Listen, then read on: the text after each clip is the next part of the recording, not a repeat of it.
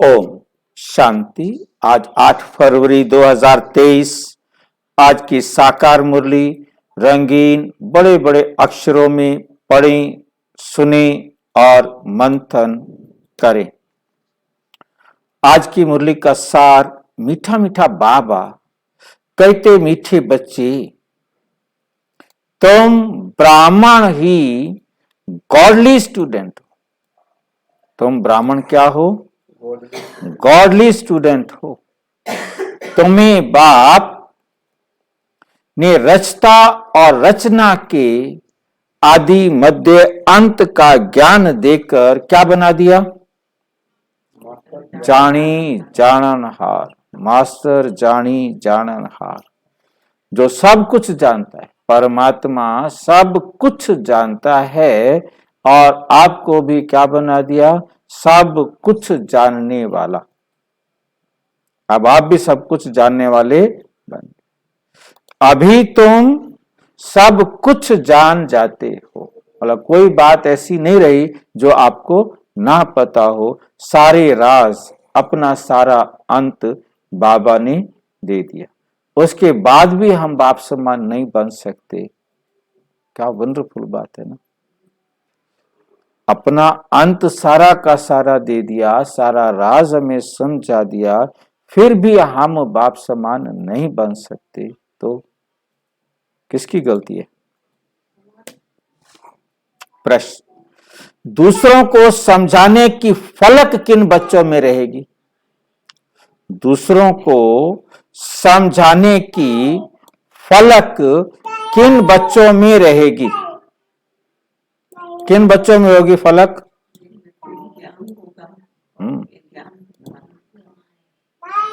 जिनके पास ज्ञान की पूंजी है, जो स्वयं हर बात को समझकर धारण करते, हर बात को समझकर धारण करते हैं, वही दूसरों को फलक से समझा सकते।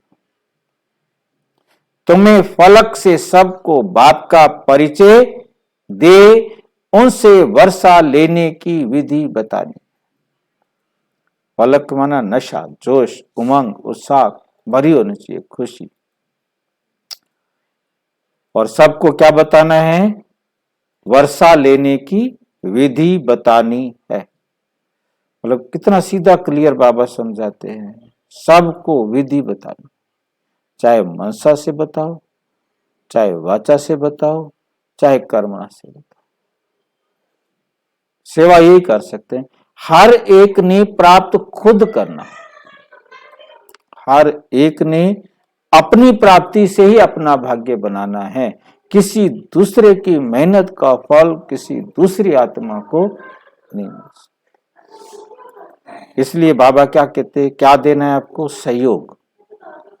ब्राह्मणों को आपने देना है सहयोग और नयों को देना है आपने दान, ज्ञान का दान। नयों को ज्ञान का दान देना है और ब्राह्मण परिवार को देना है आपने सहयोग। उनको क्या बांटना है? कौन सा प्रसाद बांटना है? नहीं, प्रसाद बांटना है। प्रसाद अभी अभी आया था, कुछ ही दिन हुए हैं। अपने अनुभवों का प्रसाद बांटना। जो आपने प्राप्ति की है वो प्रसाद सबको बांटो, ताकि वो भी आप ही की तरह प्राप्ति कर सके। आगे निकल जाएंगे वो तो, आप पीछे रह जाएंगे तो बढ़ेगा। आपने बांटा, आपने अपना गुण उसको बता दिया, धीरेन्द्र ने भी उसको गुण बता दिया, इन्होंने भी उसको गुण बता दिया। आपके पास तो एक एक रहेगा, उसके पास 3 हो गए, उसके पास 3 मिल गए ना। आपके पास कैसे रहेंगे? नहीं, एक आपने दिया, आपके पास गुण था, एक इन्होंने दे दिया जो इनके अंदर गुण था, अनुभव था। हाँ अच्छा,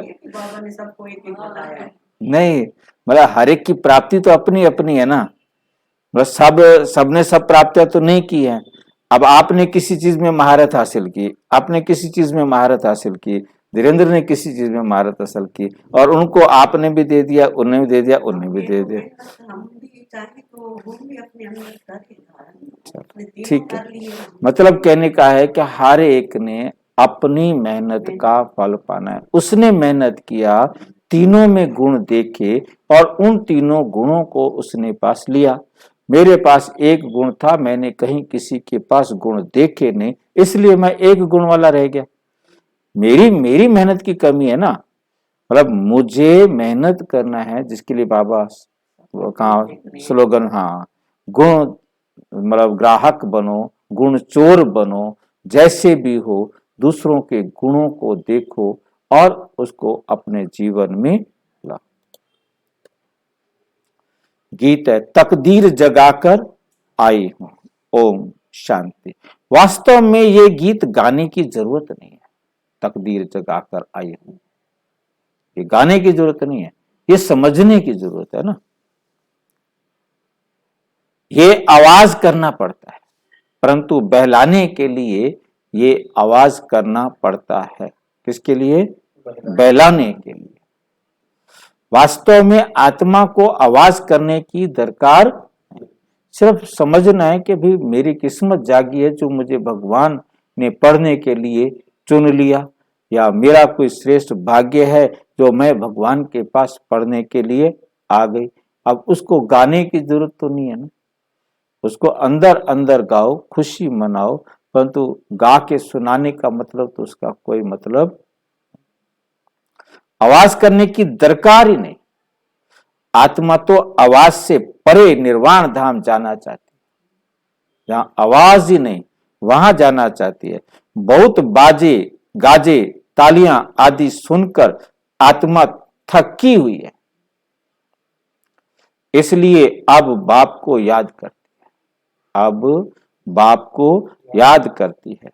हे भगवान, हे भगवान, मुझे ले जाओ, मुझे ले जाओ।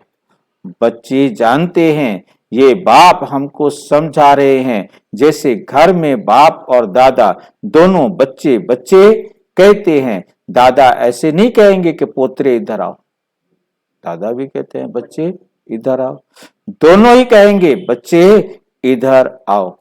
यहां तो बाप और दादा साकार और निराकार दोनों इकट्ठे हैं। वास्तव में सभी मनुष्य मात्र का ये बाप और दादा है, ये बाप और दादा है। तो जरूर परम पिता परम आत्मा को सृष्टि रचने आना पड़े। तुम्हारा नाम बहुत अच्छा रखा हुआ है, तुम्हारा नाम बहुत अच्छा रखा हुआ है। ब्रह्मा कुमार ब्रह्मा कुमारियां आबू में भी अधर देवी और अधर कुमारी कन्या का मंदिर है। मतलब आबू में क्या है? अधर कुमार और अधर कुमारी और कुमारी कन्या का मंदिर है, दोनों मंदिर है और एक साथ। फिर उसके साथ कोठरियां भी है, कुमारी कन्या। हाँ, और जैसे जगदम्बा है वो तो कुमारी कन्या है। दिलवाड़ा मंदिर देखते हो तो बाहर है वो कुमारी कन्या है, अंदर है तो भी कुमारी कन्या है। तो उसकी कोठरियां बनी हुई हैं दिलवाड़ा मंदिर में ढेर सारी, ठीक है। तो उसमें चाहे कुमार बैठे हैं चाहे कुमारे बैठे, सभी आत्माएं हैं। तो कहने का अधर कुमारी का मंदिर पहले पहले है। पांडव भवन से जब दिलवाड़ा मंदिर जाते हैं तो रास्ते में सीढ़ी आती है ना, बिल्कुल पांडव भवन से थोड़ा सा पैदल चलने पर है, तो वहां पर अधर कुमारी का मंदिर। तो एक कन्या तो नहीं होगी ना, अब वहां तो एक बिठा दी है, तो एक कन्या तो नहीं होगी ना, जरूर बहुत होंगे। दोनों का अलग अलग मंदिर है, अधर कुमारी का मंदिर अलग है और कुमारी का मंदिर अलग है। अब अधर कुमारी किसको कहा जाता है, कुमारी कन्या किसको कहा जाता है, ये तो तुम ही जानते, वो तो जानते नहीं, उन बेचारों को तो इस बात का कोई पता ही नहीं है। ये है शिव शक्तियां, ये हैं शिव शक्तियां। अंदर बहुत बड़ा मंदिर बना हुआ है, बहुत कोठरियां हैं, तो मंदिर भी साक्षी देता है कि कुमारियां और अदर कुमारियां बहुत हैं। चित्र जो बनाते हैं वे भी यादगार है, जो होकर गए हैं, जैसे देवी देवताओं के चित्र हैं, जरूर होकर गए हैं। देवी देवताओं के चित्र बना रखे हैं तो जरूर कोई हुए होंगे ना, जरूर कोई हुए होंगे ना। वे विश्व के मालिक थे, अब नहीं है, अब नहीं है। विश्व के रचता ने ही भारत को विश्व का मालिक बनाया। कैसे? सो अब प्रैक्टिकल बन रहे हैं, तो अब प्रैक्टिकल बन रहे हैं। अभी कलयुग है, सतयुग है, एक आदि सनातन देवी देवता धर्म। कलयुग में अनेक धर्म और अनेक प्रजा का राज्य है, अनेक धर्म और अनेक प्रजा का राज्य है। तुम बच्चे जब सुनते हो तो समझते हो, बाबा यथार्थ रीति ठीक समझाते, बाबा यथार्थ रीति ठीक समझाते हैं, परंतु कोई कारणवश हमको धारणा नहीं, हमको धारणा नहीं होती है, इसलिए औरों को भी धारणा नहीं करा सकते। वे खुद धारण नहीं किया तो औरों को भी हम धारणा नहीं करा सकते। कोई ने कोई विघ्न है, हम डल स्टूडेंट हैं, बाप तो बहुत अच्छी रीति समझाते हैं। अनेक मनुष्य, अनेक धर्म है। 5000 वर्ष पहले भारत स्वर्ग था, बहुत थोड़े मनुष्य थे, मनुष्य बहुत थोड़े थे जब भारत स्वर्ग था। सिर्फ सूर्यवंशी और चंद्रवंशी वे आत्माएं परम धाम से आई थी। सूर्यवंशी आत्माएं, चंद्रवंशी आत्माएं परम धाम से आई थी, अपना पार्ट जाने। बाकी सभी धर्म की आत्माएं निर्वाण धाम में थी।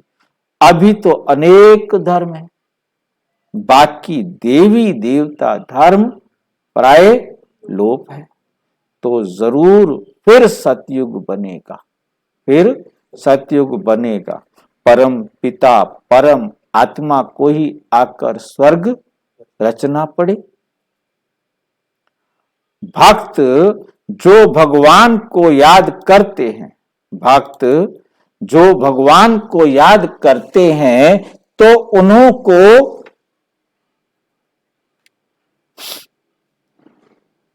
भक्ति का फल देने के लिए, भक्ति का फल देने के लिए भी बाबा को यहां आना पड़ेगा।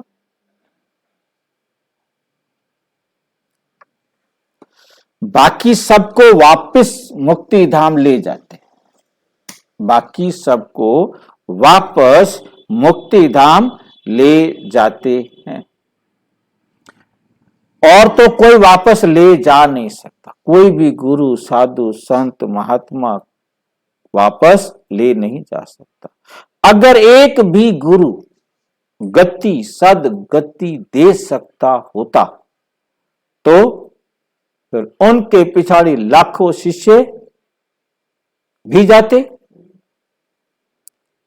उन यात्राओं में तो जाकर फिर लौट आते हैं, लौट के बुद्धू घर को आए। कितने भी मंदिरों में जाएं, कितना दूर जाएं, बस वापिस आए वैसे के वैसे, कोई फर्क पड़ा ही नहीं। परंतु मुक्ति धाम से फिर वापस आए ही क्यों? एक को रास्ता मिले तो सबको ले जाए। अब एक बाप आया है तो तुम सबको रास्ता मिलता है ना। सभी को दुख की दुनिया से छुड़ाते हैं, इसलिए उनको लिबरेटर कहते हैं। भगवान को क्या कहते हैं? लिबरेटर कहते हैं। उस निराकार को आने लिए शरीर चाहिए, तो नई दुनिया को रचने लिए प्रजापिता भी चाहिए। रचने लिए क्या चाहिए? प्रजापिता भी चाहिए। रचना यहां रचनी है, रचना यहां रचनी है, तो ब्रह्मा भी यहां का मनुष्य चाहिए। सूक्ष्म वतन से उतर नीचे तो नहीं आएगा, सूक्ष्म वतन से उतर नीचे तो नहीं आएगा। कहते भी हैं अभी ब्रह्मा की रात है, तो ब्रह्मा मुख वंशावली की भी रात है। अब अंत में बाप आए हैं दिन करने, ब्रह्मा की रात पूरी होती है तो बीके की रात भी पूरी होती है। बीके की रात भी क्या होती है? पूरी होती है। प्रजापिता ब्रह्मा तो ठीक है, प्रजापिता ब्रह्मा तो ठीक है, वास्तव में सभी मनुष्य आत्माओं का बाप परम पिता परम आत्मा को कहा जाता है। परम पिता परम आत्मा को कहा जाता है।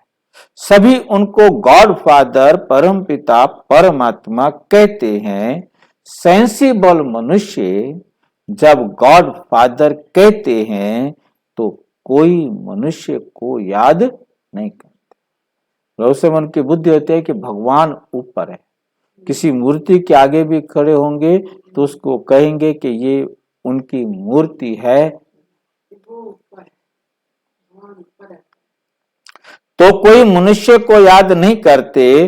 कोई तो कहते हैं वे ज्योति स्वरूप है, वे ज्योति स्वरूप है, ब्रह्म है।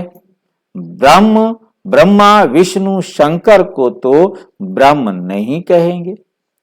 अब ब्रह्मा विष्णु शंकर तीनों को क्या नहीं कहेंगे? ब्रह्म नहीं कहेंगे।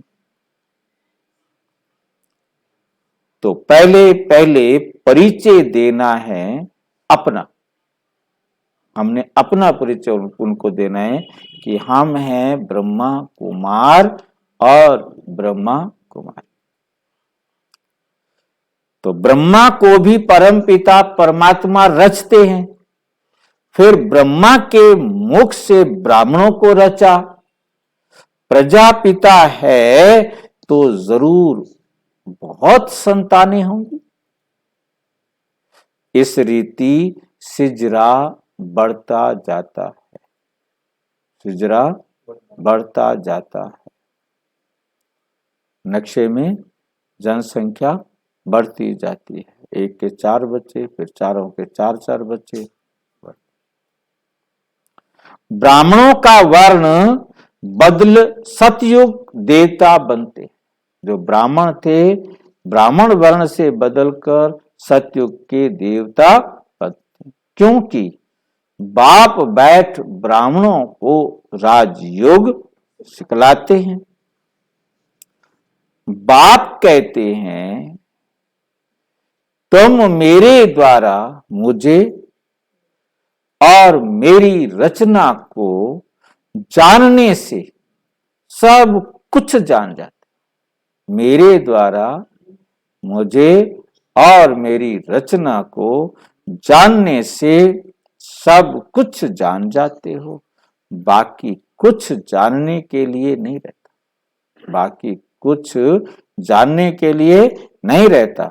इतना बड़ा इम्तिहान पास कर लेते हो, अर्थात मास्टर जानी जाननहार बन गए। गॉडली स्टूडेंट सिर्फ ब्राह्मण ही होते। गॉडली स्टूडेंट कौन होते हैं? सिर्फ ब्राह्मण ही होते हैं। देवताएं, वैश्य व शूद्र कोई भी गॉडली स्टूडेंट नहीं है, कोई भी गॉडली स्टूडेंट नहीं होते। भगवानोवाच होता ही ब्राह्मणों प्रति। भगवानोवाच किसके प्रति होता है? ब्राह्मणों प्रति ही होता है। अगर कृष्ण भगवानोवाच हो तो भी किन्हों प्रति? कृष्ण भगवान बोलेगा तो किसको बोलेगा? जरूर ब्राह्मण चाहिए। तो प्रजापिता द्वारा ब्राह्मण रचते हैं, रुद्र ज्ञान यज्ञ भी ब्रह्मा ही रचते हैं। कृष्ण ज्ञान यज्ञ तो कभी नहीं कहते, कृष्ण ज्ञान यज्ञ तो कभी नहीं कहते।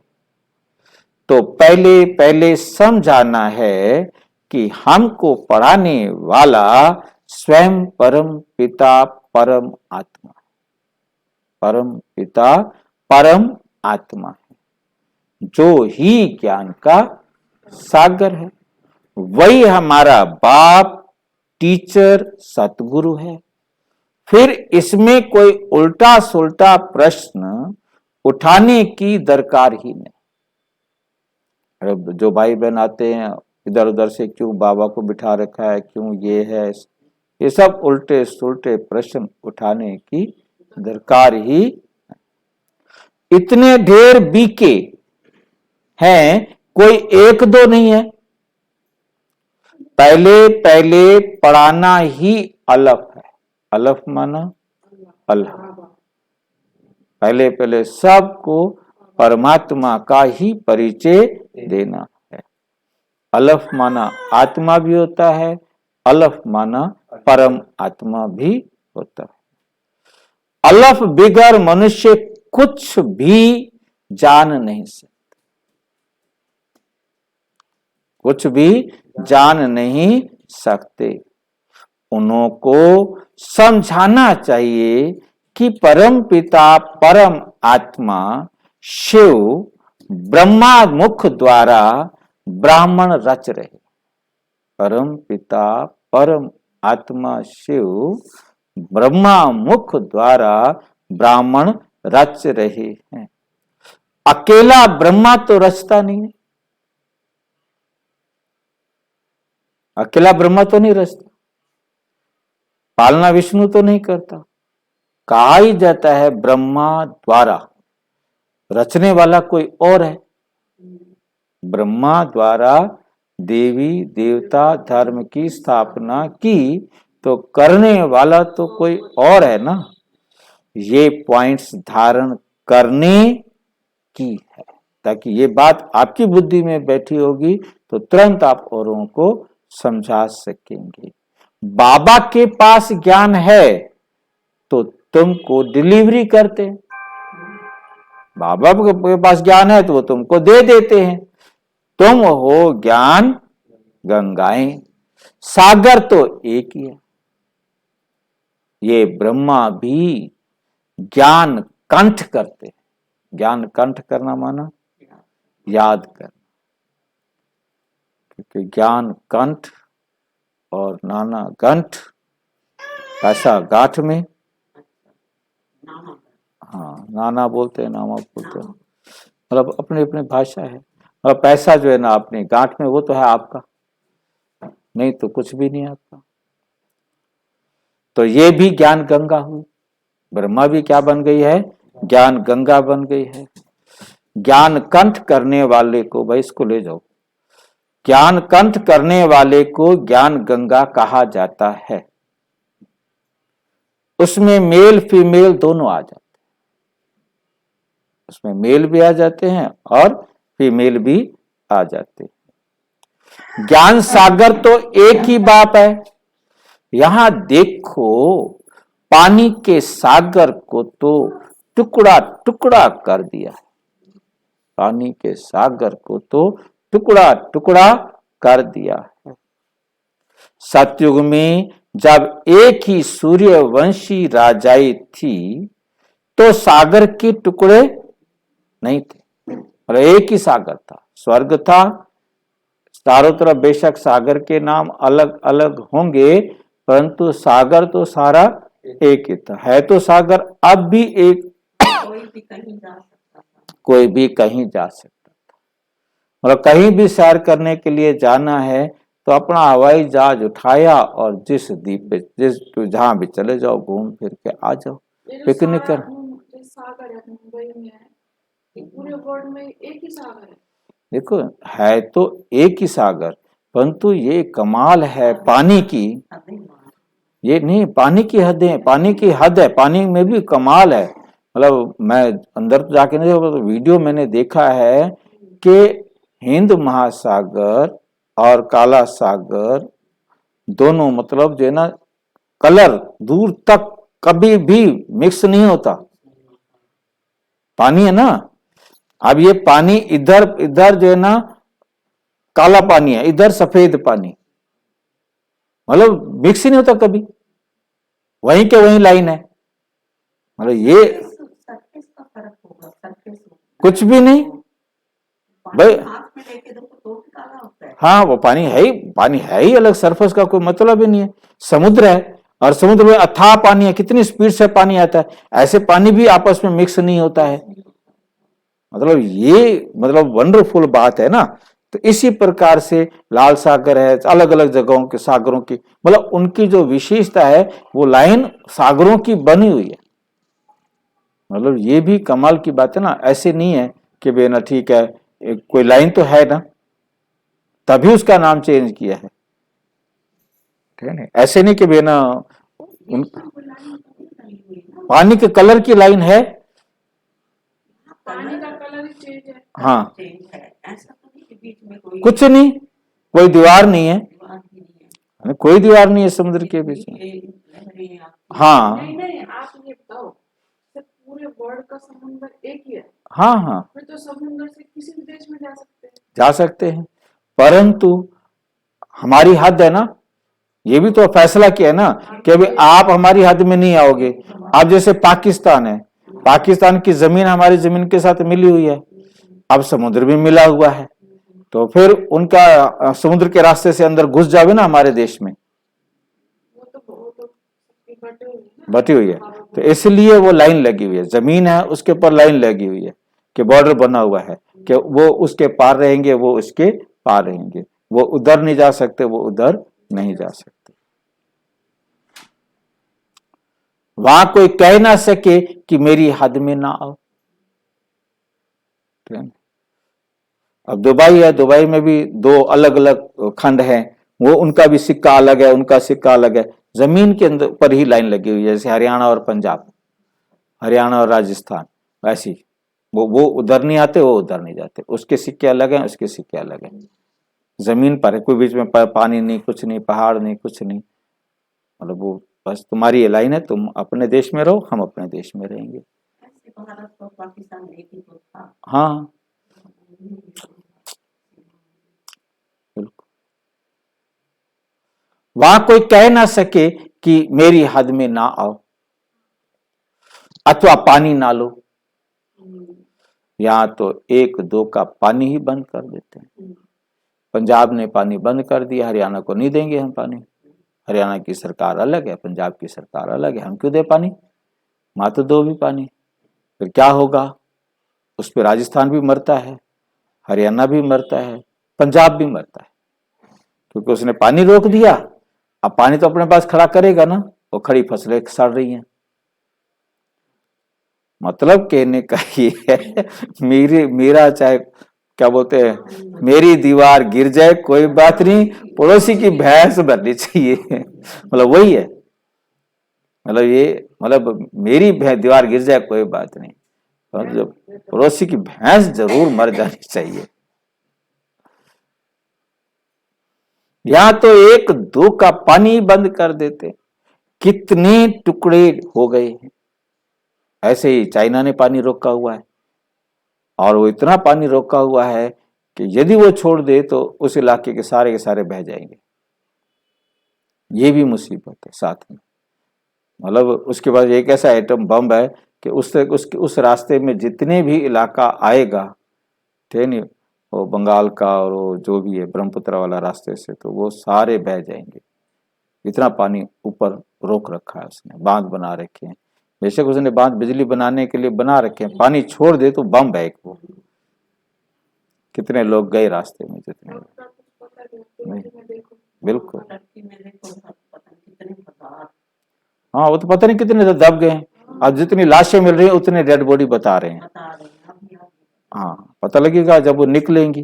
7.8 7.8 उसके बाद 6 पॉइंट कुछ आया, 5 पॉइंट कई आए हैं। हाँ, कई झटके मिले लगे। होगा, ऐसे ही होगा।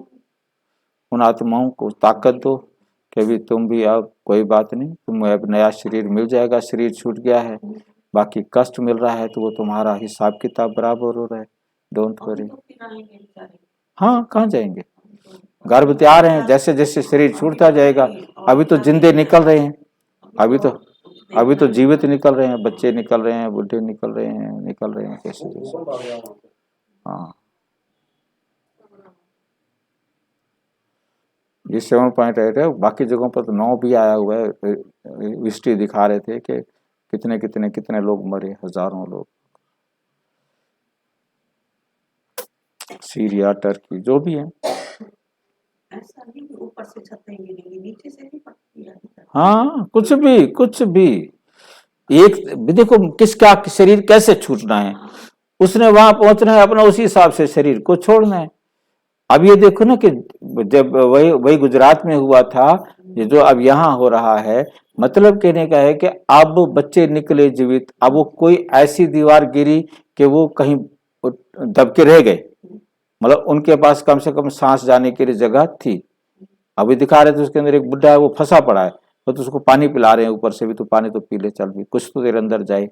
अब करें क्या, मतलब फंस निकाल नहीं सकते, उसके ऊपर मलबा बहुत ज्यादा है, वो निकल नहीं पा रहा है उसमें से। अब वो मलबा हटाना भी तो आसान काम नहीं है। मलबा यदि गलत तरीके से हो गया तो मर जाएगा वो, मलबा तो बहुत भारी है। तो मलबे को भी युक्ति से हटाना होता है, तरीके से हटाना होता है कि जिंदा है तो इसको जिंदा रखना है, तो उसको स्पोर्ट लगाएंगे, जैक लगाएंगे, उठाएंगे, फिर उसको बाहर निकालेंगे।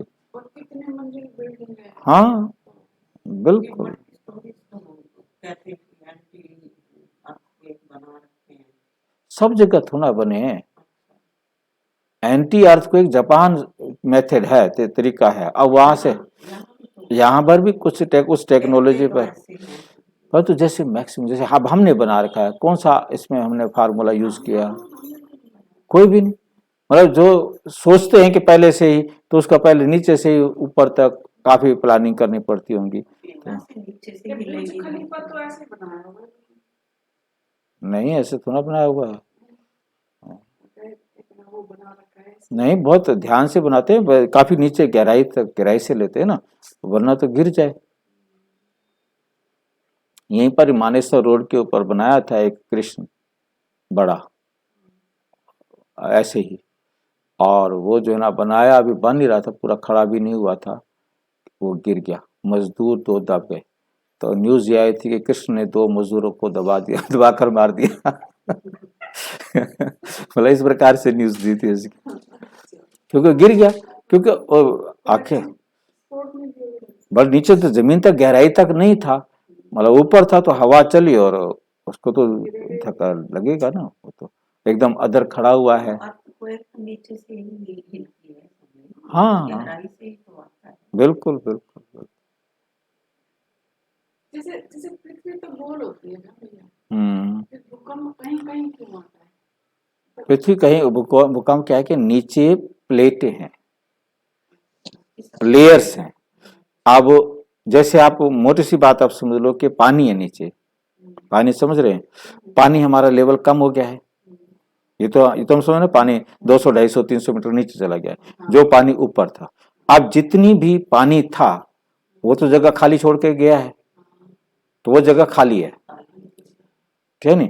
तो इसी प्रकार से अब वो खाली जगह पर कोई भी टुकड़ा खिसक जाए तो हिलेगा।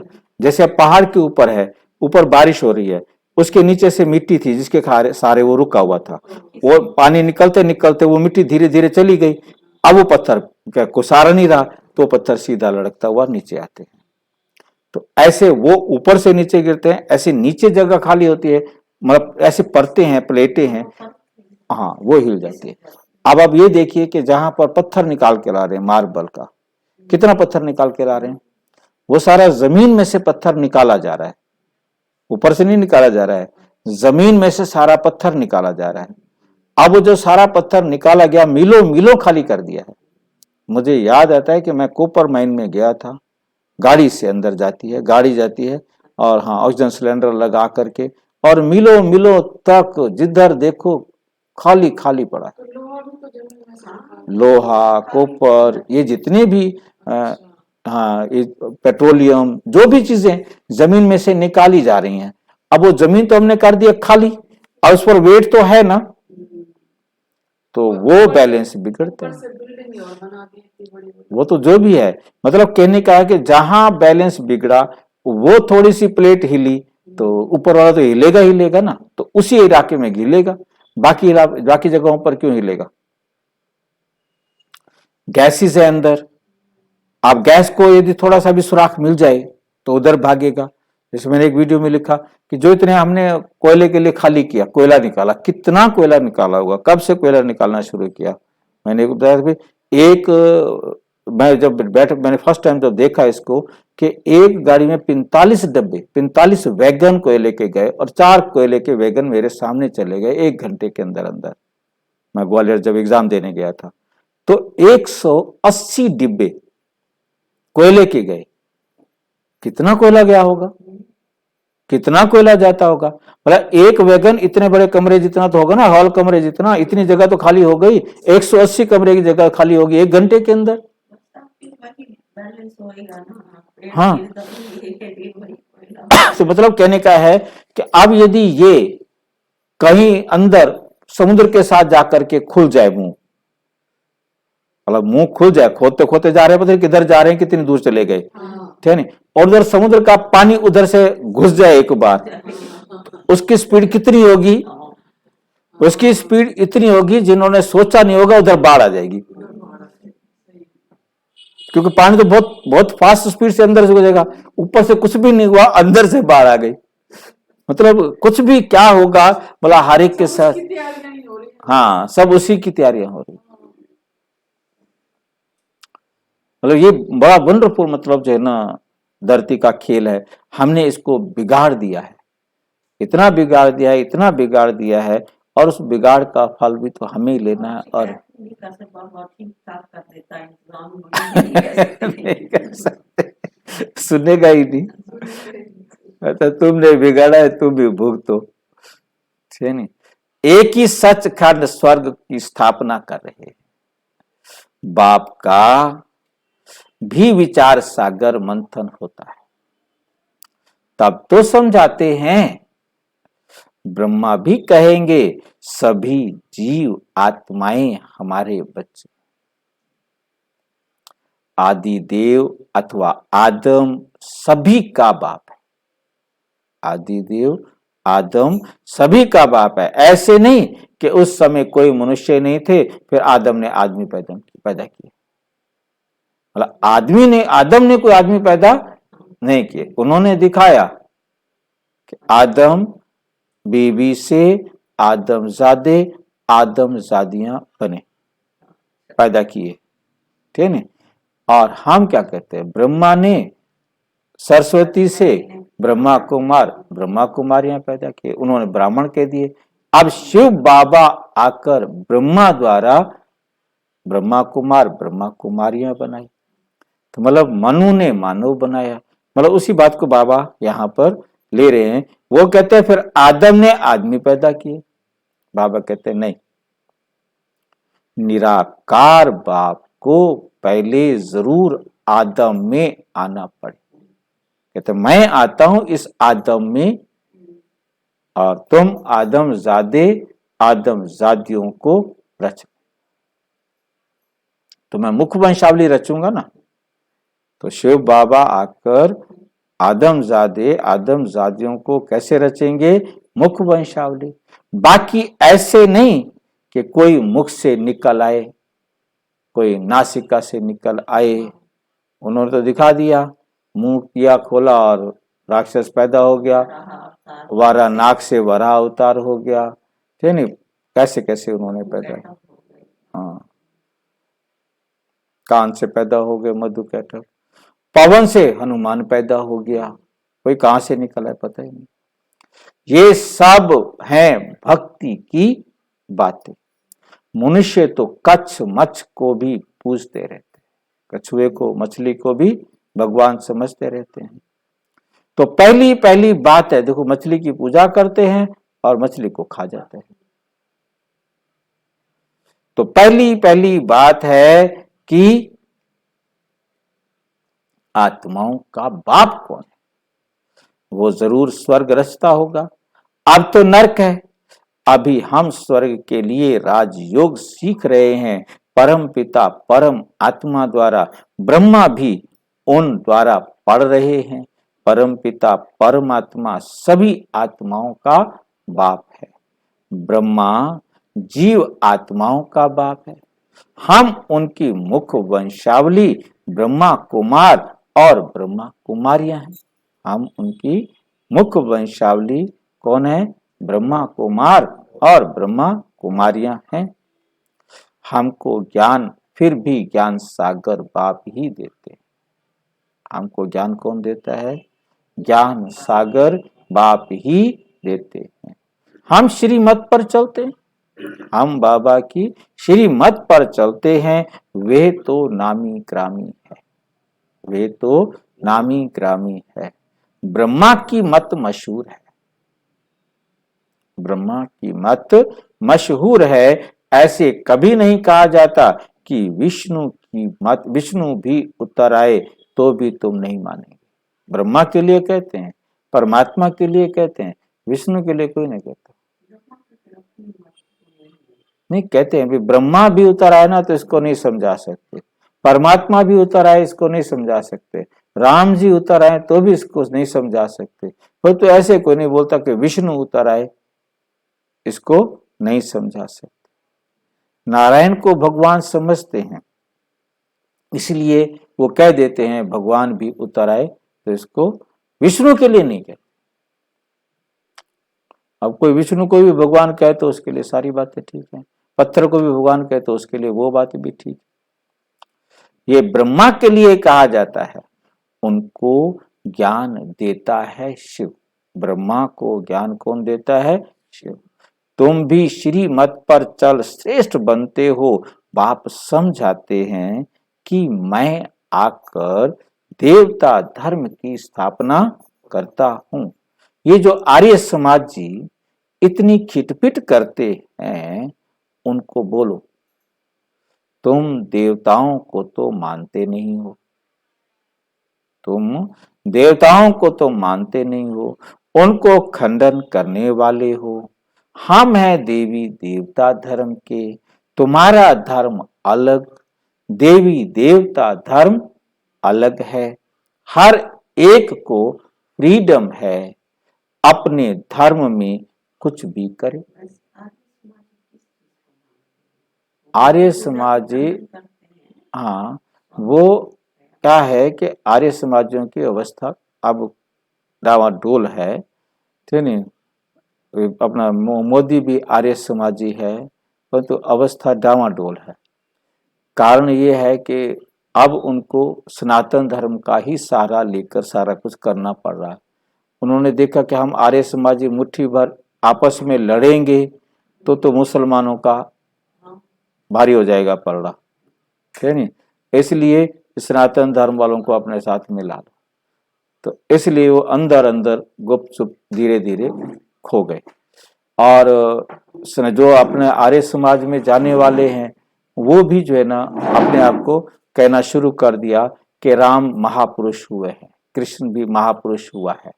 पहले तो विरोध करते थे बिल्कुल, अब उन्होंने मानना शुरू कर दिया ये महापुरुष हुए हैं, ठीक नहीं? ये भगवान नहीं है परंतु ये महापुरुष है। इन्होंने समाज को अच्छा समय मार्ग दिखाया। गोलमोल करने लगे, परंतु ये वास्तव में मूर्ति पूजा के कट्टर विरोधी। स्वामी दयानंद जी ने विचार दिया था कि भी मूर्तियां भगवान नहीं है, इसमें तो कोई शक नहीं है, इसमें तो कोई शक नहीं है। और मतलब परंतु बात यहाँ आती है कि उन्होंने 4 वेदों को पढ़ा।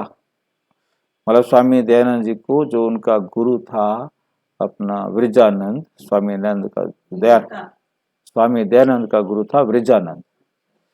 वृजानंद ने स्वामी दयानंद को की पॉइंट दिया था कि वेद सत्य हैं, पुराण असत्य है। मतलब ये स्वामी दयानंद जी को उन्होंने कहा कि वेद सत्य हैं, पुराण असत्य हैं, परंतु मैंने देखा ये सब जानते हुए भी स्वामी दयानंद भी अपने आप को पुराणों के प्रभाव से नहीं बचा सके। पुराणों के प्रभाव में फिर भी आ गए, क्योंकि कहानियां उधर है। उनमें से उनको लगा ये भी ठीक है, तो उसको उन्होंने, जो उनको ठीक लगा उन्होंने अपनी तरफ से, मतलब जो उनको लगा ये बातें ठीक है, उनको चुन करके अलग कर दिया। उसके भी विरोध की वो पिला दिया, जहर पिला, शीशा पिला दिया। हाँ ये नहीं पिला दिया। बिल्कुल बिल्कुल। तो देखो मतलब क्या है कि विरोधी तो इसलिए हुआ कि वो कट्टर बन गए ना। अब ये कट्टर कहीं कहीं कट्टर बहुत ज्यादा हो जाते हैं। अब ये थोड़ा सा मुसलमानों के कारण खुल मिल के काम कर रहे हैं। वरना तो ये आरएसएस बिल्कुल कट्टर विरोधी है सनातन धर्म का, मोदी कट्टर विरोधी है सनातन धर्म का। हाँ, उसी सभी आरएसएस के हैं। फ्रीडम है अपने धर्म में कुछ भी करे। मुसलमानों का धर्म अलग है, वे बहुत डिबेट करते हैं कि तुम ऐसे क्यों करते हो। वैसे हमारा धर्म आदि सनातन देवी देवता धर्म है, इसका ही प्रचार करते हैं, तुम इंटरफियर क्यों करते हो। उन्हों को भी युक्ति से समझाना है, उनसे डिस्कस करने की जरूरत नहीं, बहस नहीं करो उससे, वे समझेंगे नहीं, बहस करने से नहीं समझेंगे। जो भी कोई आए तो बाप का परिचय दो, हम बाप से वर्षा ले रहे हैं, तुमको भी लेना हो तो आओ। बाप अमर लोक स्थापन कर रहे हैं, इसलिए तुमको जरूर पावन बनना पड़े। बाप कहते हैं इस रावण पर जीत जरूर पानी है। हम शक्ति सेना जीत पा रहे हैं, हमारा उस्ताद कैसे हमको जीत पाना सिखला रहे हैं। सो आओ तो हम तुमको समझाएं। अगर तुमको जीत पानी है तो तुम भी शक्ति दल में शामिल हो जाओ, बाकी फालतू बातें मत करो। नहीं पसंद तो कोई बात नहीं, तुम अपना काम करो, हम अपना करें। परंतु ये पलक से कह वही सकेंगे जिनके पास ज्ञान की पूंजी होगी। ज्ञान जिसके पास होगा वही कहेगा। अच्छा, मीठे मीठे सिक्के लदे बच्चों प्रति माता पिता बाप दादा का याद प्यार और गुड मॉर्निंग। रूहानी बाप की रूहानी बच्चों को नमस्ते। हम रूहानी बच्चों की रूहानी बाप दादा को नमस्ते नमस्ते। धारणा के लिए मुख्य सार, ज्ञान को कंठ कर मास्टर ज्ञान सागर अथवा ज्ञान गंगा बन पतितों को पावन बनाने की सेवा करनी है। मास्टर ज्ञान सागर, ज्ञान गंगा बन पतितों को पावन बनाने की सेवा करनी है। हर एक को बहुत युक्ति से समझाना है। युक्ति क्यों? उनको बुरा भी ना लगे, उनको समझ भी आ जाए, इसे कहते हैं युक्ति। किसी से भी डिस्कस नहीं करनी, बहस नहीं करनी, जिद नहीं करनी। सबको बाप का परिचय देना है, सबको बाप का परिचय देना है। वरदान, प्योरिटी की पर्सनैलिटी और रॉयल्टी द्वारा बाप के समीप आने वाले देही अभिमानी भाव, देही अभिमानी भाव। जैसे शरीर की पर्सनैलिटी आत्माओं को देह भान में लाती है, ऐसे प्योरिटी की पर्सनैलिटी देही अभिमानी बनाए बाप के समीप लाती है। प्योरिटी की पर्सनैलिटी आत्माओं को प्योरिटी की तरफ आकर्षित करती है। प्योरिटी की रॉयल्टी धर्म राजपुरी की रॉयल्टी देने से छुड़ा देती लाइन समझ में आई है? फिर से देखो, प्योरिटी की रॉयल्टी, पवित्रता का जो शाही जीवन है, रॉयल्टी, धर्मराजपुरी की रॉयल्टी, दूसरी रॉयल्टी का अर्थ है पुनिशमेंट, सजा, ठीक नहीं, रॉयल्टी देने से छुड़ा देती, मतलब जैसे कोई दंड लगता है, अभी 500 रुपया जुर्माना, 1000 रुपया जुर्माना, तो ये दूसरा रॉयल्टी जो है ना जुर्माना है, पुनिशमेंट है, दंड है। मतलब यदि आप पवित्रता की रॉयल्टी, शाही जीवन को, क्या हम ईश्वरीय संतान हैं, ये आपने जीवन में लाएंगे, तो फिर तुम्हें जो रॉयल्टी है वो देनी नहीं पड़ेगी। इसी रॉयल्टी अनुसार फैमिली में आ सकेंगे, रॉयल फैमिली में, मतलब पवित्रता की रॉयल्टी आपके पास होगी तो फिर आप रॉयल फैमिली में आ सकेंगे। देही अभिमानी बच्चे इस पर्सनैलिटी द्वारा बाप का साक्षात्कार कराने वाले रूहानी दर्पण बन जाते हैं। स्लोगन है, हर एक की विशेषता को देखने का चश्मा सदा लगा रहे तो विशेष आत्मा बन जाएंगे, क्योंकि सबसे विशेषता लेते जाएंगे तो आप एक विशेष आत्मा बन जाएंगे। मातेश्वरी जी के अनमोल महावाक्य, ईश्वरीय सत्संग या कॉमन सत्संग। अपना ये जो ईश्वरीय सत्संग है, ये कॉमन सत्संग नहीं है। आम सत्संग में तो जाओ, कथा सुन के आ जाओ, ठीक है। ये है ईश्वरीय स्कूल, कॉलेज, जिस कॉलेज में अपने को रेगुलर स्टडी करनी है, छुट्टी भी नहीं मिलती है, बाकी तो सिर्फ सत्संग करना है, थोड़ा समय वहां सुना, फिर तो जैसा है वैसा ही बन जाते हैं, क्योंकि वहां कोई रेगुलर पढ़ाई नहीं होती, नहीं मिलती है जहां से कोई प्रारब्ध बने।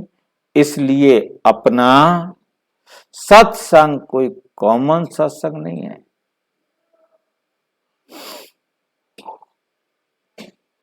अपना तो ईश्वरीय कॉलेज है, जहां परमात्मा बैठ हमें पढ़ाते हैं और हम उस पढ़ाई को पूरा धारण कर उच्च पद को प्राप्त करते हैं। जैसे रोजाना स्कूल में मास्टर पढ़ाए डिग्री देता है, वैसे यहां भी स्वयं परमात्मा गुरु पिता टीचर के रूप में हमको पढ़ाए सर्वोत्तम देवी देवता पद प्राप्त कराते हैं। इसलिए इस स्कूल में ज्वाइन होना जरूरी है। यहां आने वाले को ये नॉलेज समझना जरूरी है। यहां जो आना चाहता है उसे ये नॉलेज समझना जरूरी है। यहां कौन सी शिक्षा मिलती है? इस शिक्षा को लेने से हमको क्या प्राप्ति होती है? हम तो जान चुके हैं कि हमको खुद परमात्मा आकर डिग्री पास कराते हैं और फिर एक ही जन्म में सारा कोर्स पूरा करना है। कोर्स कितने समय में पूरा करना है?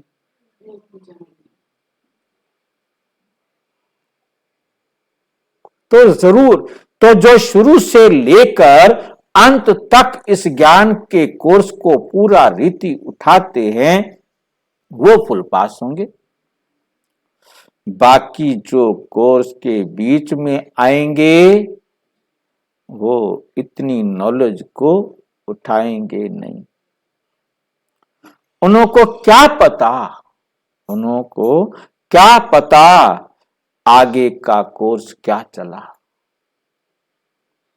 इसलिए यहां रेगुलर पढ़ना है। इस नॉलेज को जानने से ही आगे बढ़ेंगे।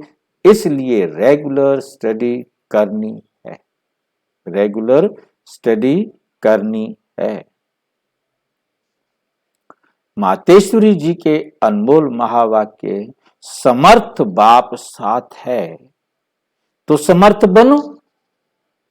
वे समर्थ बाप साथ है फिर भी समर्थ नहीं बने तो फिर कब बनोगे।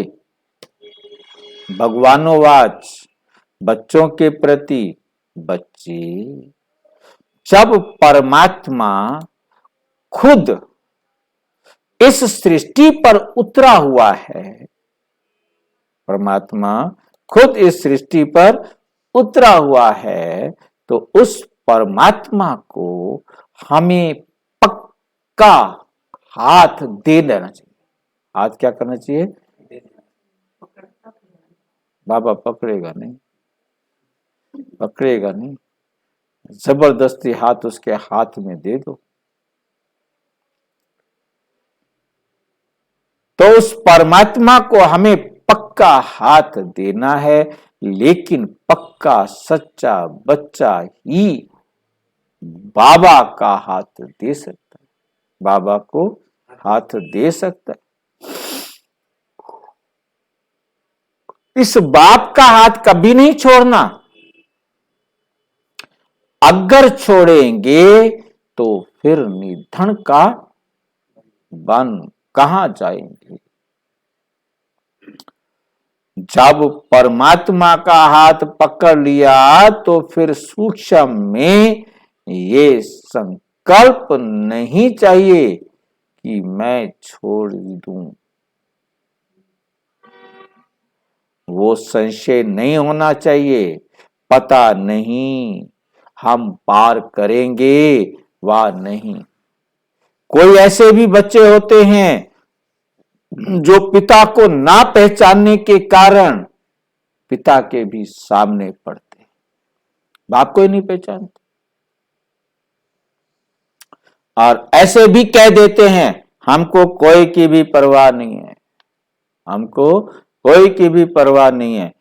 अगर ऐसा ख्याल आया तो ऐसे नालायक बच्चे की संभाल पिता कैसे करेगा।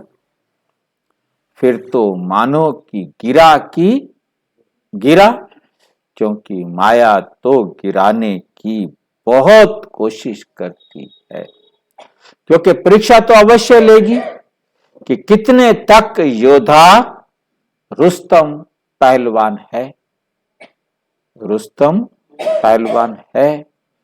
अब ये भी जरूरी है जितना जितना हम प्रभु के साथ रुस्तम बनते जाएंगे उतना माया भी रुस्तम बन हमको गिराने की कोशिश करेगी।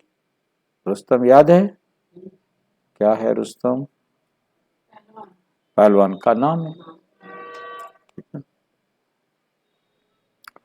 माया भी रुस्तम बन हमको गिराने की कोशिश करेगी। जोड़ी पूरी बनेगी, जितना प्रभु बलवान है तो माया भी उतनी बलवानी दिखलाएगी।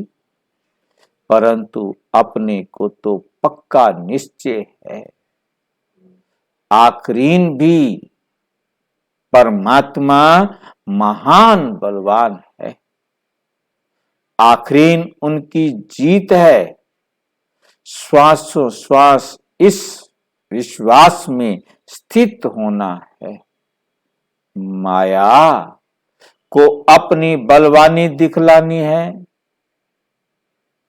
माया को अपनी बलवानी दिखलानी है, वो प्रभु के आगे अपनी कमजोरी नहीं दिखाएगी। बस एक बारी भी जोर से कमजोर बना तो एक बारी भी कमजोर बना तो खलास हुआ। इसलिए भल माया अपना फोर्स दिखलाए, परंतु अपने को माया पति का हाथ नहीं छोड़। बताओ, माया का पति है हमारा बाप, तो माया क्या हुई हमारी? हा? कोई बात नहीं। माया पति यहाँ माया का नाम यानी उससे भी बड़ा उसका मालिक, माया का पति छोटी बाबा। अच्छा, केवल बाबा बोलते हैं माया मेरी बच्ची है उसको मैं भेजता हूँ। वही कभी कहता है माया मेरी बच्ची है, हाँ और कभी कहते हैं मैं माया पति हूँ। चलो, माया हमारी दुश्मन है। बाबा चाहे उसको अपनी बेटी बनावे तो चाहे उसको अपनी पति क्या बनावे, हाथ नहीं छोड़ना। बस शिव बाबा का हाथ नहीं छोड़ना। वो हाथ पूरा पकड़ा तो मानो उनकी विजय है। जिन्होंने हाथ पूरा पकड़ लिया उनकी समझ लो कि विजय है। जब परमात्मा हमारा मालिक है तो हाथ छोड़ने का संकल्प नहीं आना चाहिए। अगर हाथ छोड़ा तो बड़ा मूर्ख ठहरा। इसलिए परमात्मा कहता है, बच्चे जब मैं खुद समर्थ हूं तो मेरे साथ होते तुम्हें भी समर्थ अवश्य बनना है। समझा बच्चे? अच्छा, ओम शांति। और विस्तार से जानने के लिए प्रजापिता ब्रह्मा कुमारी ईश्वरीय विश्वविद्यालय के किसी भी सेवा केंद्र पर संपर्क करें। और यदि कोई प्रश्न है तो 9213106986 पर केवल टेलीग्राम करें। 9650692270 पर केवल व्हाट्सएप करें, फोन नहीं। ओम शांति।